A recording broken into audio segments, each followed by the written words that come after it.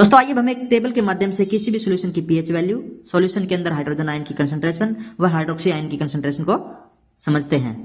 हमें पता है कि सॉल्यूशन की पीएच वैल्यू 0 से लेकर 14 तक होती है। तो सॉल्यूशन की पीएच वैल्यू जितनी कम होगी, सॉल्यूशन के अंदर हाइड्रोजन आयन की कंसंट्रेशन उतनी ही अधिक होगी। लॉग 10 की वैल्यू क्या होती है? 1। और जितनी कंसंट्रेशन कम होगी या पीएच वैल्यू जितनी अधिक होगी, उतनी हाइड्रोजन आयन की कंसंट्रेशन कम होगी। और हाइड्रोक्सी आयन हाइड्रोजन आयन के बिल्कुल विपरीत होती है। जब किसी सॉल्यूशन की पीएच वैल्यू कम होती है तो सॉल्यूशन की हाइड्रोक्सी आयन की वैल्यू भी कम होती है, और जब किसी सॉल्यूशन की पीएच वैल्यू अधिक होती है तो सॉल्यूशन के अंदर हाइड्रोक्सी आयन की कंसंट्रेशन उतनी ही अधिक होती है। लेकिन जब किसी सॉल्यूशन की पीएच वैल्यू 7 होती है तो वहां पर कंसंट्रेशन ऑफ हाइड्रोजन आयन की वैल्यू 10 की शक्ति -7 मोल पर लीटर होती है। वहीं हाइड्रोक्सी आयन की कंसंट्रेशन वैल्यू भी 10 की शक्ति -7 मोल पर लीटर होती है। यानी कि 7 पीएच पर हाइड्रोजन आयन और हाइड्रोक्सी आयन की वैल्यू बराबर होती है।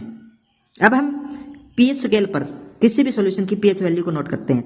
तो पी हमें पता है कि पीएच वैल्यू 0 से लेकर 14 के बीच में है।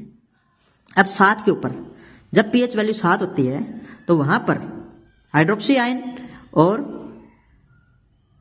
हाइड्रोजन आयन दोनों की वैल्यू बराबर है।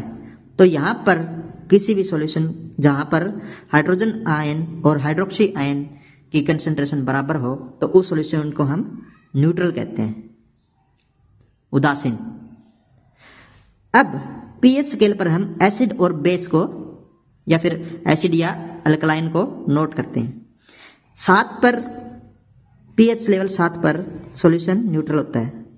अब जितना पीएच मान कम होगा उतना ही हाइड्रोजन आयन की कंसंट्रेशन ज्यादा होगी, और जब हाइड्रोजन आयन की कंसंट्रेशन ज्यादा होगी उतना ही सॉल्यूशन का मीडियम एसिडिक होगा, और जब पीएच मान ज्यादा होगा तो उतना ही अल्कलाइन ज्यादा होगा सॉल्यूशन, और हाइड्रोक्सी आयन की वैल्यू उतनी ही अधिक होगी।